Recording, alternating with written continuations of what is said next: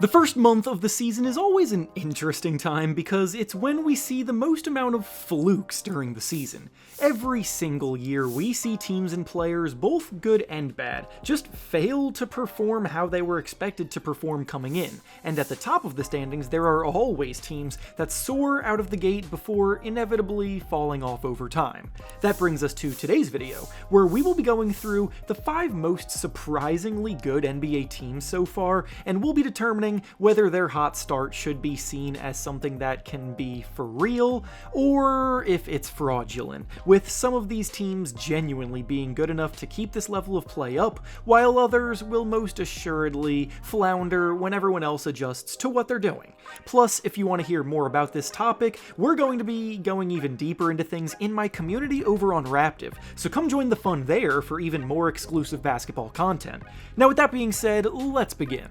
The first surprisingly good team we'll be discussing today is the Detroit Pistons, and I have them in the for real category moving forward. I'll come clean, I was definitely concerned about how the Pistons would fare this season after the offseason that they just had. To be blunt, their summer left a lot to be desired, with not only a lot of uninspiring moves made, but also some unfortunate storylines playing out that they had no control over. Malik Beasley was a huge part of their success making the playoffs last season, serving as a much-needed volume 3-point shooter that could actually handle a high volume of attempts from deep well and convert from 3 at a 42% clip. His off-ball movement, the attention that he drew from defenses, and the overall gravity of his presence out there opened the floor up a ton for Cade Cunningham, and it definitely played a part in Cunningham breaking out as a superstar point guard. With Beasley dealing with some legal troubles, the team replaced him and Tim Hardaway Jr. this summer with Duncan Robinson and Karis LeVert, who in some ways could be seen as downgrades, but that has not proven to be significant at all because internal growth from some of their top talent is at the heart of this team's leveling up. The Pistons are now in first place in the Eastern Conference on an 11-game winning streak at the time that I'm making this video, and they haven't even gotten Cade Cunningham playing his best basketball during most of the run, with him shooting the ball worse than usual, and missing a few games due to injury too. Jalen Duren is actually coming out looking like a strong Most Improved Player of the Year candidate this year, averaging 21 points and 12 rebounds per game, while also making some much-needed strides forward as a rim protector on defense, which was previously one of his biggest weaknesses. He's looking like a man amongst boys in the middle, overpowering defenders regularly, getting to the rim for vicious dunks and easy finishes, he's absorbing every rebound, and he's become more of a vocal leader for this group too. The Pistons are the number 2 ranked defense in the NBA, behind only the defending champion Thunder, and that is definitely a recipe for success. They also uncovered a hidden gem that genuinely looks like a stud in Dennis Jenkins, who is, to put it simply, a dog who brings the intensity on both ends of the floor every night and plays with non-stop energy while also genuinely having the skill and poise to run the offense and take pressure off of Cade Cunningham's shoulders. He's locked up a role in the team's rotation 5 games ago and now is a full-time starter, and in that stretch, he's been averaging about 20 points and 8 assists per game, shooting 50% from the field and 44% from 3. Last year, this team's downfall was that Cade Cunningham had to do pretty much everything on offense. So now with Jenkins coming out of nowhere and Duren taking a monumental leap forward, I think their offensive output is only going to get better and better as the season goes on, with Tobias Harris and Jaden Ivey not even healthy at the moment, and that, combined with having the second best defense in the league, firmly puts them in the conversation with the other Eastern Conference powerhouses. I don't see any reason why they shouldn't be able to win over 51 games this season at the rate that they're going, and if you agree with me, then you can head over to BetOnline, where their betting win total is set at 51.5 to take advantage before they adjust it even further if they keep winning. The next surprisingly good team we'll be discussing today is the Phoenix Suns, and I have them in the fraudulent category. The Suns are 9-6 right now, sitting in 7th place in the Western Conference, which is throwing pretty much everybody through a loop. Last season, the Suns had one of the worst seasons that a supposed super team has ever had, failing to make the play-in tournament, let alone the playoffs, and because of it, they pretty much had no choice but to blow things up, so they traded away Kevin Durant and they bought out Bradley Beal's contract. contract. In their place, they did bring in defensive tone setter Dillon Brooks and confusing volume scoring threat Jalen Green, but in a conference as stacked as the West is, it was pretty much seen as an impossibility for them to keep up with the pack, but early on they are defying those odds and they hold a strong playoff position. Can they keep it up? I doubt it, and here's why. With this new-look Suns squad, there was good reason to believe that they could, at the very least, improve on the defensive side of the ball, because Dillon Brooks was easily a better defender than either Durant or Beal were, and more minutes for players like Ryan Dunn, Oso Ighodaro, Royce O'Neal, and Mark Williams impacts that side of the ball too, and has been what we've seen as they were the 27th ranked defense last year, and this year they're ranked 12th on that end. That's not something that I think will fade. It's the offensive success they've had that I think is not sustainable. Devin Booker is of course still one of the best guards in the NBA, and he's showing why this year, leading this group, putting up 28 points and 7 assists a night. But overall, the Suns are the 9th best offensive team 1 month in, and the red-hot shooting they're seeing from players around him will likely cool off based on previous data. Dillon Brooks is averaging a career-high 21 points per game. Grayson Allen is averaging a career-high 19 points per game, shooting 45% from 3. Royce O'Neal is shooting a career-best 43% from 3, and I'm sorry, but if you need pretty much every player in your lineup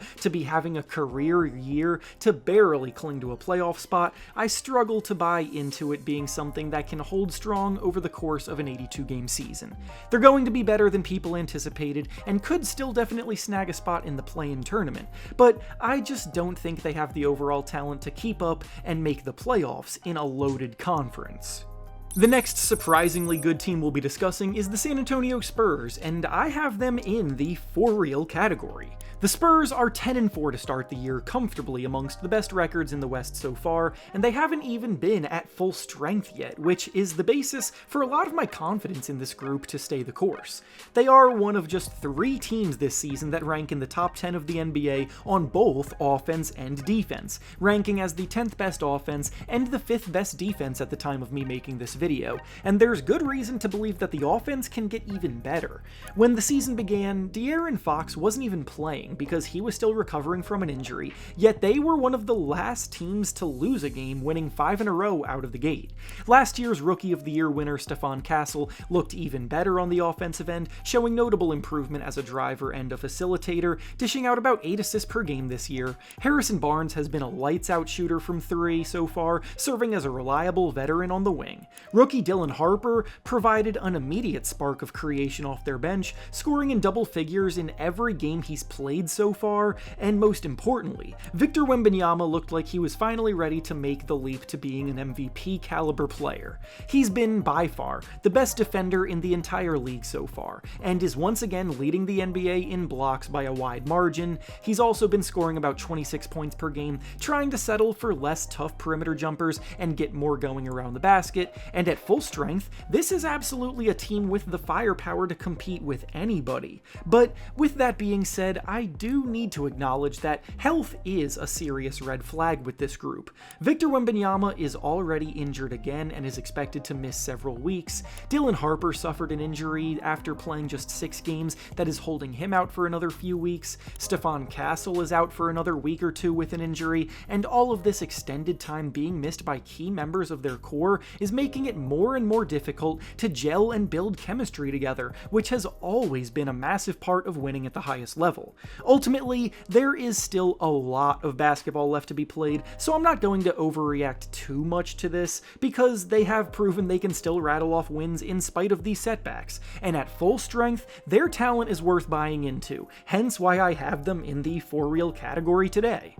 The next surprisingly good team we'll be discussing is the Chicago Bulls, and I have them in the fraudulent category. The Bulls were actually in first place in the East through the first few weeks of the season, as they also started the year 5-0, and they were a top 5 defense after 2 weeks, led by an emerging Josh Giddey, playing the best basketball of his life, and a squad of role players around him shooting the lights out. Since that point though, the Bulls have gone 3-6, and right now have an overall record of 8-6, sitting in 7th place place in the East, right in the middle of a tight race in a conference that is wide open. So of course, they can continue to be looked at as a team with a chance. I just think that the writing is on the wall for them. The good news is that Coby White has just returned to the court, and his first 2 games have already seen him catch fire. Plus, I will confidently say that I do believe Josh Giddey's emergence is as real as it gets, because he was showing signs of what he could do last year and has continued on it this season, and he should be named an All-Star this year, as he's nearly averaging a triple-double, putting up about 21 points, 10 rebounds, and 10 assists per game, commanding the offense at a high level, taking and making threes more confidently than he ever has, and causing matchup nightmares as a 6'8" point guard. I am also very high on Matas Buzelis as a talent, and am loving the path that he is on, figuring out how to put his length and size to use as a highly skilled creator on the ball at 6'10". The rest of what the Bulls have shown, however, feels like a lot of fool's gold, and the magic has already begun to wear off. Their offense started so hot, but it's already cooled off down to being ranked just 14th in the league as a unit, and players like Isaac Okoro, Patrick Williams, and Kevin Huerter have also cooled off, coming back to reality. Nikola Vucevic also started showing brief signs of a re-emergence at the start of the year, but over the last 6 games is shooting just 39% from the field, reverting back to the washed-up version of himself that we saw last year. The truth is, this team just doesn't have enough high-end talent or contender-level role players to hang with the best groups in the Eastern Conference, and their ceiling probably remains as a play-in team. And finally, the last surprisingly good team we'll be discussing today is the Toronto Raptors, and I have them in the for real category. This was easily the toughest call in today's video because they still seem on paper like a group that's missing the final piece to put them over the top, but ultimately they check a lot of very important boxes, and in the East this year, there aren't any clear powerhouses sitting above the rest of the pack. Toronto came in expected to be a solid defensive team with a group filled with athleticism, length, and plus defenders at pretty much every position. Last year, on the offensive side of the ball, that was where their struggles were, as they ranked in the bottom 5 of the league on that end, but with Brandon Ingram making his debut with the team this season, there was reason for some level of improvement, but the level in which they have improved so far has far and away surpassed what even the most optimistic believers in them could have imagined. Right now, the Raptors are comfortably a top 10 offense, ranking 7th in the league in offensive efficiency, and when you look deeper into what they're doing to make that happen,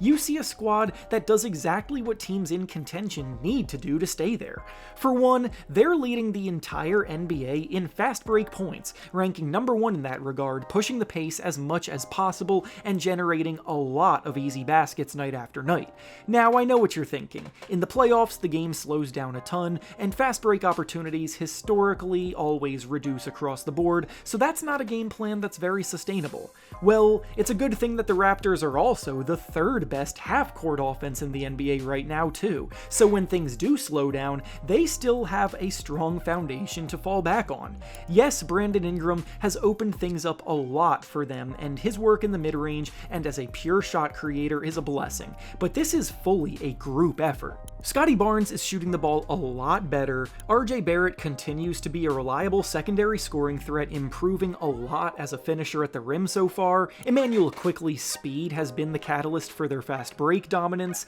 and then they've found a lot of quality floor spacing role players to surround those guys with, as players like Grady Dick, Ochai Agbaji, and Jamal Shead have all played their roles well to this point, plus rookie Colin Murray-Boyles already looks like a great defensive impactful player who does all the dirty work. This is a deep team with star talent and a multifaceted offense that can adjust to whatever is thrown at them, and with them currently sitting in 2nd place in the Eastern Conference, I don't see why they can't remain in the mix at the top. And with that being said, that's all I have for you today. Make sure to like the video, subscribe to the channel, and comment down below what you think of these surprising teams. Thanks for watching, and I'll see you all next time.